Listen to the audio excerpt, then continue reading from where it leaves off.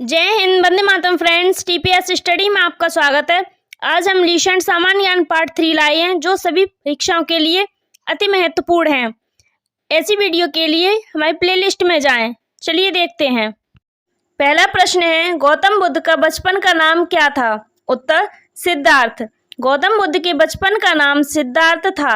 अगला प्रश्न है, भारत में सशस्त्र बलों का सर्वोच्च सेनापति कौन होता है?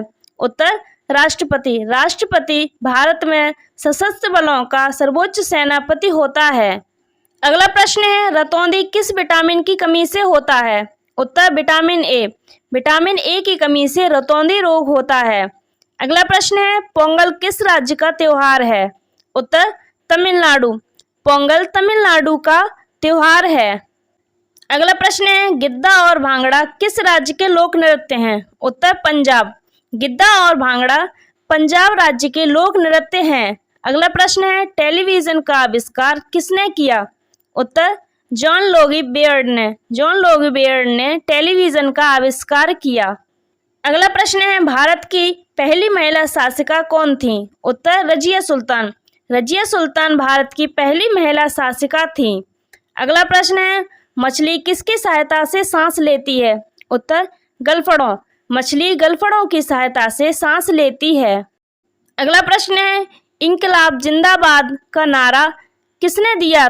उत्तर भगत सिंह ने। इंकलाब जिंदाबाद का नारा भगत सिंह ने दिया। अगला प्रश्न है, भारत का राष्ट्रीय गीत कौन सा है? उत्तर वंदे मातरम। वंदे मातरम भारत का राष्ट्रीय गीत है। अगला प्रश्न है, दिल्ली सल्तनत राज्य का विस्तार किस शासक के समय में सबसे अधिक था? उत्तर मोहम्मद बिन तुगलक के शासनकाल में। मोहम्मद बिन तुगलक के शासनकाल में दिल्ली सल्तनत का विस्तार सबसे अधिक था। अगला प्रश्न है, किस मुगल शासक के समय में मुगल साम्राज्य का विस्तार सबसे अधिक था? उत्तर औरंगजेब। औरंगजेब के समय में मुगल साम्राज्य का विस्तार सबसे अधिक था। अगला प्रश्न है, भारत का राष्ट्रीय गीत किसने लिखा? उत्तर बंकिम चंद्र चटर्जी ने। बंकिम चंद्र चटर्जी ने भारत का राष्ट्रीय गीत लिखा। अगला प्रश्न है, महात्मा गांधी को राष्ट्रपिता सबसे पहले किसने कहा? उत्तर नेताजी सुभाष चंद्र बोस ने। नेताजी सुभाष चंद्र बोस ने महात्मा गांधी को सबसे पहले राष्ट्रपिता कहा। अगला प्रश्न है, हमारा राष्ट्रीय पंचांग कौन सा है? उत्तर शक संवत। शक संवत हमारा राष्ट्रीय पंचांग है। अगला प्रश्न है, राष्ट्रगान गाने की अवधि कितनी है? उत्तर 52 सेकंड। राष्ट्रगान गाने की अवधि 52 सेकंड होती है। अगला प्रश्न है, रेडियो एक्टिविता की खोज किसने की थी? उत्तर हेनरी बेकरल ने। हेनरी बेकरल ने रेडियो एक्टिविता की खोज की थी। अगला प्रश्न है, पेसमेकर का संबंध शरीर के किस अंग से है? उत्तर हृदय। पेसमेकर का संबंध हृदय से है। अगला प्रश्न है, मानव शरीर की किस ग्रंथि को मास्टर ग्रंथि कहा जाता है?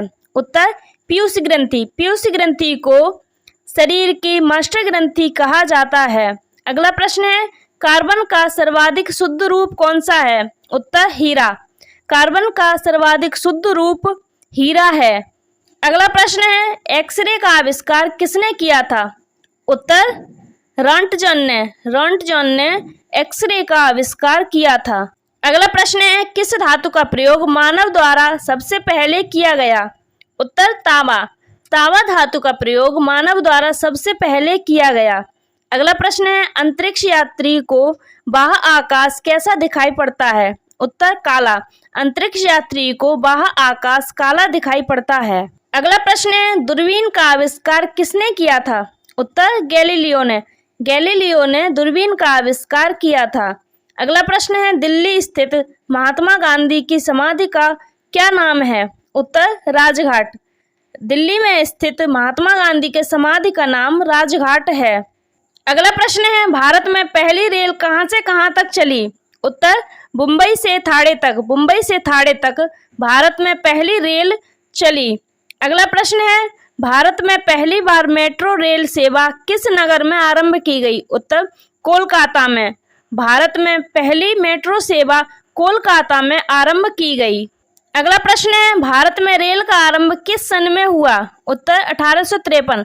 1853 में भारत में रेल का आरंभ हुआ। अगला प्रश्न है, प्रथम भारतीय अंतरिक्ष यात्री कौन थे?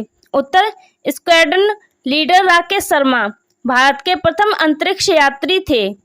अगला प्रश्न है, हजारा राम मंदिर किस विजय नगर शासक के काल में बना था? उत्तर, कृष्णदेव राय के शासनकाल में। कृष्णदेव राय के शासनकाल में हजारा राम मंदिर बना था। अगला प्रश्न है, किसके शासनकाल में मुगल चित्रकला अपने चरमोत्कर्ष पर थी? उत्तर, जहांगीर के शासनकाल में। जहांगीर के शासनकाल में मुगल चित्रकला अपने चरमोत्कर्ष पर थी। अगला प्रश्न है, हिजरी संबंध कब प्रारंभ हुआ? उत्तर, हिजरी संबंध 622 ईस्वी में प्रारंभ हुआ। अगला प्रश्न है, एशिया का सबसे बड़ा द्वीप है? एशिया का सबसे बड़ा द्वीप बोर्नियो द्वीप है। अगला प्रश्न है, वर्ष 2005 के बंगाल विभाजन के समय वायसराय कौन था? उत्तर, लॉर्ड कर्जन। लॉर्ड कर्जन 2005 के बंगाल विभाजन के वायसराय था। अगला प्रश्न है, किस सातवाहन शासक ने शक क्षत्रप नहपाण के सिक्कों को पुनः जारी किया? उत्तर, गौतमी पुत्र सातकर्णी ने। अगला प्रश्न है, सर्वप्रथम किस उपनिषद में ब्रह्मचर्य, गृहस्थ, वानप्रस्थ एवं संन्यास आदि 4 आश्रमों का वर्णन हुआ है? उत्तर, जावाल उपनिषद में। जावाल उपनिषद में सर्वप्रथम ब्रह्मचर्य, गृहस्थ, वानप्रस्थ एवं संन्यास 4 आश्रमों का वर्णन हुआ है। अगला प्रश्न है, संगम काल के किस साहित्य से संगमकालीन चित्रकला के विकास की जानकारी मिलती है? उत्तर, मणिमेखले से। मणिमेखले से संगम काल के साहित्य से संगमकालीन चित्रकला के विकास की जानकारी मिलती है।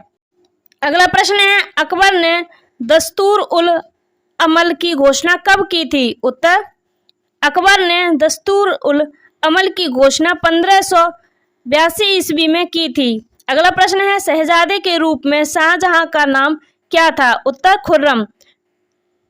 अगला प्रश्न है, तुर्कों द्वारा प्रथम बार वास्तविक चाप का प्रयोग किस मकबरा में किया गया था? उत्तर, बलबन के मकबरा ने। बलबन के मकबरा में तुर्कों द्वारा प्रथम बार वास्तविक चाप का प्रयोग किया गया था। अगला प्रश्न है, ऋग्वेद का छठा मंडल किस ऋषि को समर्पित है? उत्तर, भारद्वाज ऋषि को। ऋग्वेद का छठा मंडल भारद्वाज ऋषि को समर्पित है। अगला प्रश्न है, पुनर्जन्म से संबंधित प्रथा का वर्णन किस उपनिषद में है? उत्तर, बृहदारण्यक उपनिषद में पुनर्जन्म से संबंधित प्रथा का वर्णन है। अगला प्रश्न है, सम्राट अशोक का एक लघु अभिलेख भब्रू में है, किस राज्य में है? उत्तर, सम्राट अशोक का एक लघु अभिलेख राजस्थान राज्य में है। अगला प्रश्न है, गुप्त साम्राज्य के किस शासक को हेनसांग ने शक्रादित्य कहा है? उत्तर, गुप्त साम्राज्य के कुमारगुप्त द्वितीय को हेनसांग ने शक्रादित्य कहा है। अगला प्रश्न है, बदायूं में स्थित हौज ए सम्मी का निर्माण सल्तनत काल के किस शासक ने कराया था? उत्तर, इल्तुतमिश ने। इल्तुतमिश ने बदायूं में स्थित हौज ए सम्मी का निर्माण कराया था। अगला प्रश्न है, मुगल काल में परगने के खराची को क्या कहते हैं? उत्तर, फौजदार। अगला प्रश्न है, अकबर ने इबादत खाने में सभी धर्मों के लोगों के प्रवेश की अनुमति किस वर्ष दी थी? उत्तर, 1578 ईस्वी में। 1578 ईस्वी में अकबर ने इबादत खाने में सभी धर्मों के प्रवेश की अनुमति दी थी। अगला प्रश्न है, लॉर्ड हार्डिंग का भारत में शासनकाल क्या था? उत्तर, 1844 से 1848 ईस्वी तक लॉर्ड हार्डिंग का भारत में शासनकाल था। अगला प्रश्न है, अंतर्राष्ट्रीय महिला दिवस किस तिथि को मनाया जाता है? उत्तर, अंतर्राष्ट्रीय महिला दिवस 8 मार्च को मनाया जाता है। अगला प्रश्न है, विधवा पुनर्विवाह अधिनियम कब पारित हुआ था? उत्तर, विधवा पुनर्विवाह अधिनियम 1956 में लॉर्ड कॉनिन के काल में हुआ था।